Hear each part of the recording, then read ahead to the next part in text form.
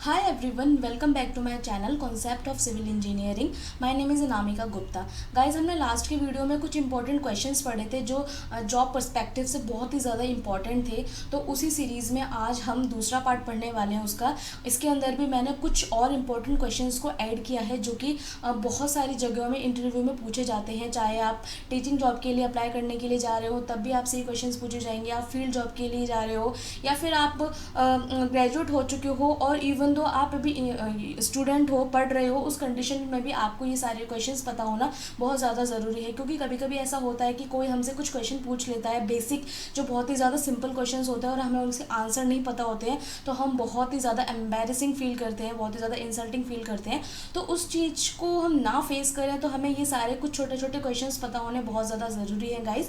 तो प्लीज़ ये वीडियो आज का मेरा पूरा देखिए.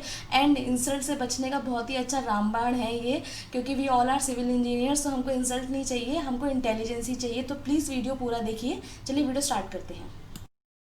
तो हमारा फर्स्ट क्वेश्चन है kaolin is chemically classified as. तो देखिए काउलिन एक तरीके से क्ले होती है, काउलिन क्ले जिसको बोलते हैं चिकनी मिट्टी बोलते हैं. एंड ये जो क्ले होती है काउलिन क्ले वो आर्जिलिशियस रॉक की कैटेगरी में आती है. आर्जिलिशियस की कैटेगरी में इसीलिए आती है क्योंकि देखिए आर्जिल, आर्जिल का मतलब होता है क्ले. तो ये जो आर्जिलिशियस रॉक है वो क्ले से मिलकर बनी होती है. तो आप ये एक तरीके से पहचान सकते हैं कि जो काउलिन क्ले है यानी क्ले है, इसमें इसके नाम के अंदर क्ले आ रहा है और आर्जिलिशियस यानी आर्जिल यानी क्ले, तो ये दोनों बिल्कुल मिलते जुलते हैं. तो हमें ये चीज़ अपने माइंड में हमेशा रखनी है कि जो काउलिन क्ले है या फिर किसी भी टाइप का जो क्ले है वो किस कैटेगरी के अंदर आता है, वो हमेशा आर्जिलेशियस क्ले की कैटेगरी में आता है. ठीक है, आर्जिलेशियस रॉक की कैटेगरी में आता है. Okay, second question, what is the slope of staircase. जो हमारे स्टेयर केस होते हैं, हमारी सीढ़ियाँ जो होती हैं, उनकी स्लोप कितनी होती है. तो देखिए गाइज मैं आपको बताऊं, बहुत से लोग आप में से नहीं जानते होंगे, जो स्टेयर हम बनाते हैं जब कंस्ट्रक्ट करते हैं तो ग्राउंड लेवल से लेकर जो स्टेयर्स की जो हाइट दी जाती है उसके बीच में एक एंगल बनता है. ठीक है, एंड ये जो एंगल है वो कितना रखा जाता है. तो देखिए गाइज अकॉर्डिंग टू IS 456/2000 ये जो कोड ने प्रिस्क्राइब किया हुआ है, तो ये एंगल 25 डिग्री से 40 डिग्री के बीच में होना चाहिए. ठीक है, कभी कभी 50 डिग्री भी रख लिया जाता है पर वो एक्सेप्शनल केसेस होते हैं, लेकिन जनरली जो ये स्लोप रखी जाती है वो 25 से 40 डिग्री के बीच में रखी जाती है. ठीक है, तो ये बात आप हमेशा ध्यान रखिएगा कि ग्राउंड लेवल से लेकर स्टेयर्स की हाइट के बीच में जो एंगल रखा जाता है, जो स्लोप होती है वो कितनी होती है, 25 to 40 डिग्री के बीच में वेरी करती है. ठीक है, नेक्स्ट क्वेश्चन है हमारा, what is the expiry date of cement. Cement की एक्सपायरी डेट क्या होती है. देखिए सीमेंट एक ऐसा कंपाउंड है, ऐसा मटेरियल है जो कि कंस्ट्रक्शन में बहुत ज़्यादा यूज़ है. तो सीमेंट की मैन्युफैक्चरिंग डेट से लेकर विद इन 3 मंथ्स यानी कि जिस डेट को वो बना है उसके 3 महीने के अंदर ही उसे अगर हम यूज़ कर लें तो बहुत ज़्यादा अच्छा रहता है. अदरवाइज जो सीमेंट है उसकी जितनी भी क्वालिटीज़ है, जितनी भी प्रॉपर्टीज़ है वो धीरे धीरे करके घटने लगती हैं, क्योंकि सीमेंट की जो शेल्फ लाइफ होती है वो 3 मंथ्स होती है. अगर हम 3 मंथ्स निकल जाने के बाद यानी कि एक्सपायरी होने के बाद अगर हम सीमेंट यूज़ करते हैं तो हमें कुछ एडिकेट टेस्ट करने पड़ते हैं सीमेंट की गुणवत्ता को चेक करने के लिए, क्योंकि अगर हम उसको कंस्ट्रक्शन में बिना टेस्टिंग किए ही यूज़ करेंगे आफ्टर एक्सपायरी तो उसके अंदर बहुत सारी प्रॉब्लम्स देखने को मिलेंगी, like wise shrinkage, segregation, bleeding etcetera. Okay, तो जो सीमेंट की जो एक्सपायरी डेट है वो विद इन 3 मंथ होती है इसकी मैन्युफैक्चरिंग डेट से. ठीक है, नेक्स्ट क्वेश्चन है, what are the main constituents of fly ash. Fly ash के मेन कॉन्स्टिट्यूएंट्स मटेरियल क्या क्या होते हैं. तो देखिए गाइज मैंने फ्लाई ऐश के ऊपर पूरा एक सेपरेट वीडियो बनाया हुआ है, आप मेरे चैनल पे जाके चेक कर सकते हैं. मैं सारे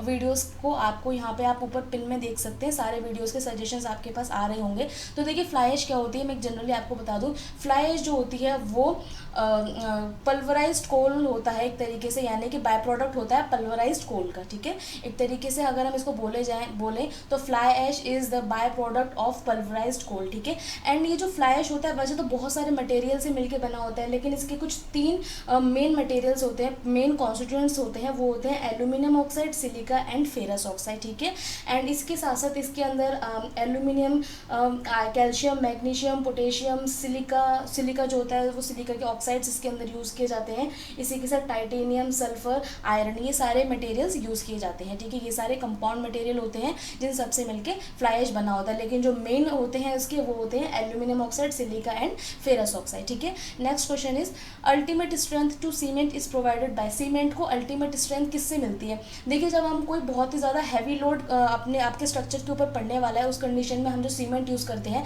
उसके अंदर हम एक कंपाउंड यूज़ करते हैं that is called die calcium silicate. ठीक है, ये जो डाई कैल्शियम सिलिकेट होता है वो सीमेंट को अल्टीमेट स्ट्रेंथ प्रोवाइड करवाता है। ठीक है, एंड ये जो डाई कैल्शियम सिलिकेट होता है इसके मैं कुछ आपको प्रॉपर्टीज़ बता दूँ फटाफट से।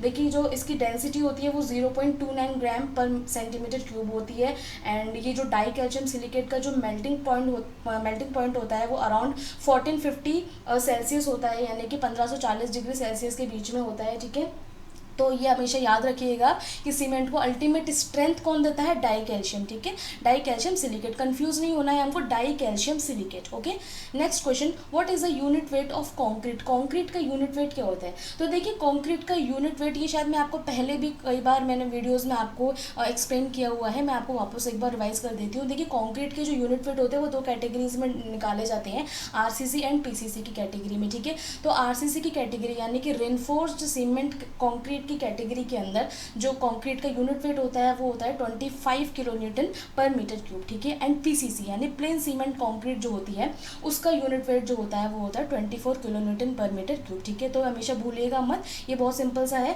आरसीसी का 25 kilo newton per metre cube and PCC का 24 kilo newton per metre cube. Okay, next question is this, minimum thickness of slab. Slab की मिनिमम थिकनेस क्या होती है? देखिए, जब हम स्लैब बना रहे हैं तो उसकी जो मिनिमम थिकनेस है वो 4 इंचेस होनी चाहिए, 4 इंचेस से कम नहीं होनी चाहिए। ठीक है, अगर स्लैब पे पड़ने वाली लोडिंग बहुत ज़्यादा हैवी है, बहुत ज़्यादा लोड पड़ रहा है, उस कंडीशन में हम स्लैब की थिकनेस को 6 इंचेस तक बढ़ा सकते हैं। ठीक है, उससे ज़्यादा नहीं। ठीक है, मिनिमम हमको 4 इंचेस लेनी है, एंड एक्सेसिव लोडिंग की सिचुएशन में हमको जो स्लैब की थिकनेस है वो 6 इंचेस तक बढ़ाई जा सकती है। ठीक है, तो हमेशा याद रखिएगा। नेक्स्ट क्वेश्चन है, length of riser and trade. Riser and trade जो होता है इनकी लेंथ क्या होती है? तो देखिए, जो राइजर एंड ट्रेड होते हैं वो सीढ़ियों के अंदर होते हैं। ठीक है, जो हमारे स्टेयर केस होते हैं उसके अंदर पाए जाते हैं। तो मैं आपको एक बार इस इमेज से क्लियर करती हूँ ये दोनों किस तरीके से दिखते हैं। तो देखिए, जो राइज़र होता है वो होता है फर्स्ट स्टेप से सेकंड स्टेप के बीच का जो डिस्टेंस होता है उसे हम राइज़र बोलते हैं, एंड ट्रेड मतलब जिस पर हम पैर रख के खड़े होते हैं, जिस स्टेप पे हम पैर रख के खड़े होते हैं उसको हम बोलते हैं ट्रेड बोलते हैं। ठीक है, तो ये जो राइज़र होता है इसकी जो लेंथ होती है वो 150 mm से 200 mm के बीच में होती है, यानी कि 15 सेंटीमीटर से 20 सेंटीमीटर, एंड जो ट्रेड होता है उसकी जो लेंथ होती है वो 250 mm से 300 mm होती है, यानी कि 25 सेंटीमीटर से 30 सेंटीमीटर। ठीक है, एंड आई होप आप इसको भूलेंगे नहीं। अब देखते हैं हमारा नेक्स्ट क्वेश्चन। नेक्स्ट क्वेश्चन है हमारा, wrought iron contains carbon up to, यानी कि स्टील जिससे मिलके बना होता है उसमें बहुत सारे कार्बन्स के टाइप होते हैं, उसके अंदर कई सारे आयरन के टाइप होते हैं। तो उसके अंदर जो रोट आयरन होता है उसके अंदर कार्बन का कितना परसेंटेज होता है? तो देखिए, जो रोट आयरन होता है उसके अंदर कार्बन का परसेंटेज 0.25% होता है, यानी कि 0.25% कार्बन कंटेन करता है रोट आयरन। ठीक है, नेक्स्ट लास्ट क्वेश्चन है हमारा, size of concrete cube for testing, यानी कि जब हम कॉन्क्रीट क्यूब का टेस्ट करते हैं, यानी क्यूब टेस्ट जब हम करते हैं तो उसके अंदर क्यूब का क्या साइज लेते हैं? तो देखिए, जनरली किसी भी टेस्टिंग करने से पहले हमें क्यूब तैयार करने पड़ते हैं, एंड ये जो क्यूब होते हैं इनका जो साइज होता है वो 15 centimetre into 15 centimetre into 15 centimetre के बीच में इसका डायमेंशन रखा जाता है। ठीक है, तो ये बात हमेशा आप ध्यान में रखिएगा। एंड दूसरी चीज़, जिस ग्रेड के कॉन्क्रीट का यूज़ करते हैं वो होता है M20। ठीक है, तो बहुत ही ज़्यादा इंपॉर्टेंट क्वेश्चन था, बहुत सिंपल था। कॉन्क्रीट का क्यूब हमेशा हम लेते हैं 15 centimetre into 15 centimetre into 15 centimetre. ठीक है, तो गाइज ये तो थे मेरे आज के टॉप 10 क्वेश्चंस। आई होप आपको बहुत ही अच्छा लगा होगा, मेरा वीडियो बहुत यूज़फुल लगा होगा। अगर वीडियो यूज़फुल लगे तो प्लीज़ इसे अपने फ्रेंड्स के साथ शेयर कीजिए, ज़्यादा से ज़्यादा शेयर कीजिए मेरे वीडियोस को। अगर आपको अच्छे लग रहे हो तो वीडियो अच्छे लगे तो प्लीज़ लाइक ज़रूर कीजिए, और मेरे चैनल को सब्सक्राइब करना ना भूलिए। And please guys notification bell को भी ऑन कीजिए, ताकि मैं जब भी कोई नया वीडियो अपलोड करूँ आपके पास उसका नोटिफिकेशन पहुँच जाए। तो मैं मिलती हूँ आपसे अपने अगले वीडियो में। Till then take care, bye, thanks for watching.